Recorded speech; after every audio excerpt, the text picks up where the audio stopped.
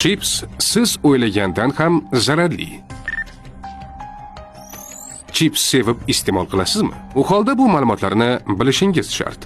Har qanday chips tarkibida akrilamid moddasi bor. Bu modda yuqori haroratda qovurilgan uglevodli mahsulotlarda hosil bo'ladi va olimlar tomonidan kanserogen, rak chaqiruvchi modda sifatida tasdiqlangan.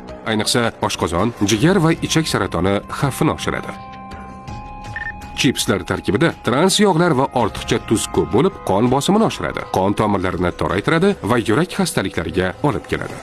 Amerikada o'tkazilgan tadqiqotlarda muntazam chips iste'mol qilgan odamlarning yurak kasalliklariga chalinish ehtimoli 60% ga oshishi aniqlandi.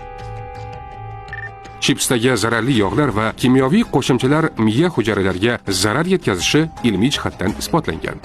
Muntazam chips yegan odamlarda xotira suslashishi, diqqat va fikrlash qobiliyati pasayishi kuzatiladi.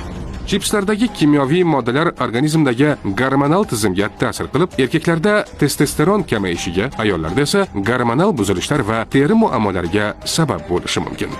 Chips o'rniga yong'oq, meva, sabzavot yoki quritilgan mevalar iste'mol qiling. Sog'lig'ingizni saqlash o'z qo'lingizda. Ushbu postni do'stlaringiz bilan bo'lishing. Ularning ham sog'lig'ini asrang. Salomatlik va strategik rivojlanish instituti ijtimoiy tarmoqlariga obuna bo'ling.